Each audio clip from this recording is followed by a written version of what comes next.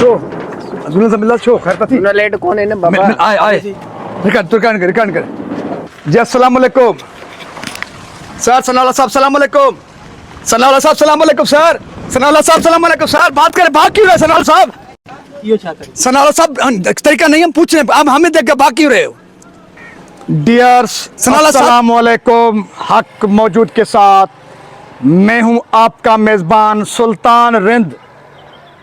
आज मैं आया हूं डाकुओं के सरप्रस्त आज मैं आया हूं POCSO zonal head Khairpur Sanaullah Memon के दफ्तर उनसे पूछते हैं पास्को खैरपुर रीजन के हाल अहवाल कि उनके एरियाज में पास्को के नाम पर कैसे कौमी दौलत पर डाका डाला जा रहा है। सबसे पहले चलते हैं zonal head POCSO Sanaullah Memon के पास उनसे पूछते हैं उनकी कहानी उनकी ज़बानी।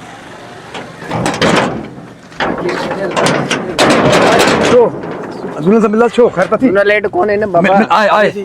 रिकॉर्ड कर दफ्तर बंद किया जा रहा है। आप देख रहे थे कि हमें देखते ही दफ्तर बंद करने लगे। जो हम कहते हैं वो आप देख रहे हैं कि डाका डाला जा रहा है इसीलिए तो दरवाजे बंद किए जा रहे हैं क्योंकि डाकू और चोर दरवाजे बंद करते हैं। अभी निकलने वाला है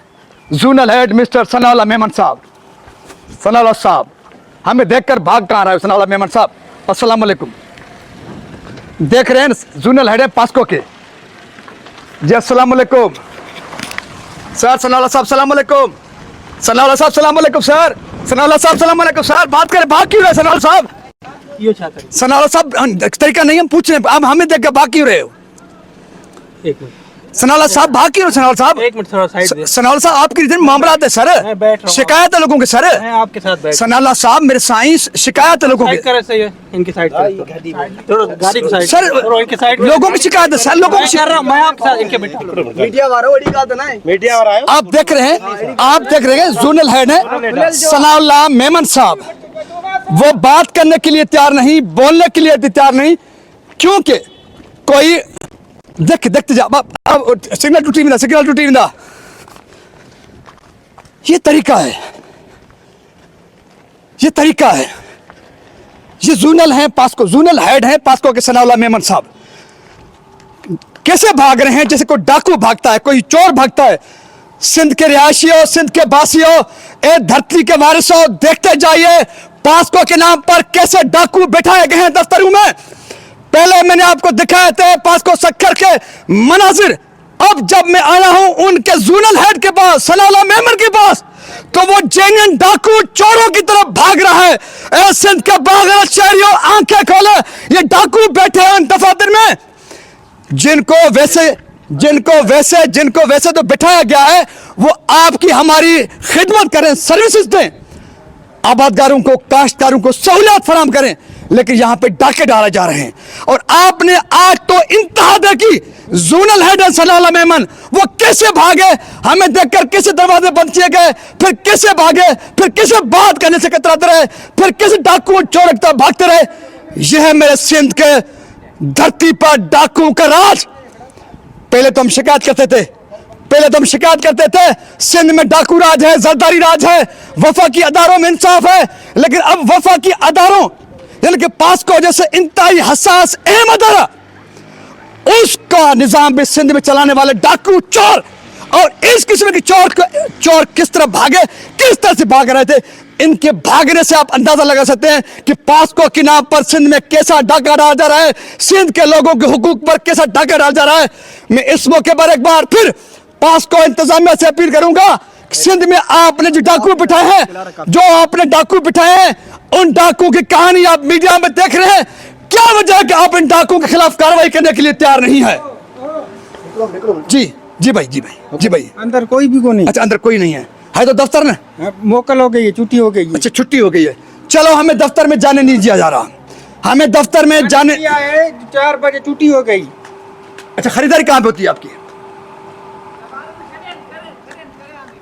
हम डाकुओं के पैरे उठाए हैं आज सनाउल्लाह मेमन जोनल हेड के पास आए, कल किसी और जगह पर जाएंगे, लेकिन हम बता रहे हैं कि पास्को के नाम पर जो डाके डाल जा रहे हैं इनको कभी हम नहीं छोड़ेंगे, क्योंकि अभी सिंध के हुकूक का मामला है। आबादगार किसान ये दरबदर हैं और वो टक्के के दामों अपना गंदम बेचने के पर मजबूर हैं, लेकिन पास्को के नाम पर, फूड के नाम पर डाके डाल जा रहे हैं। तमाम व्यापारियों को और जो है दीगर जमींदारों को, सियासतदानों को, बड़े बड़े लोगों को जो है बारदान दिया जा रहा है, लेकिन किसानों को, आबादगारों को कोई बारदान देने के लिए तैयार नहीं है। और आज तो आपने इंतहा देखी जोनल हेड खैरपुर मीरा सनाला मेमन की कि वो हमें देखते ही भाग गया। अब एक बार फिर कोई और भागा, किला रखता पता नहीं क्या था, लेकिन यहाँ पर डाकू बैठे हुए थे। जब इनके जोनल हेड डाकू हाँ, तो फिर इनके सेंटर्स का क्या हाल होगा। इसलिए मैं वजीर आजम पाकिस्तान से अपील करता हूं कि पास्को के नाम पर सिंध में किसानों, आबादगारों और गरोस के हुकूक पर करोड़ों नहीं अरबों रुपए का डाका डाला जा रहा है। नोटिस लेने की जरूरत है, इन डाकुओं को पकड़ने की जरूरत है, इन डाकुओं को जेल और काल कोठरियों के हवाले करने की जरूरत है। अगर नहीं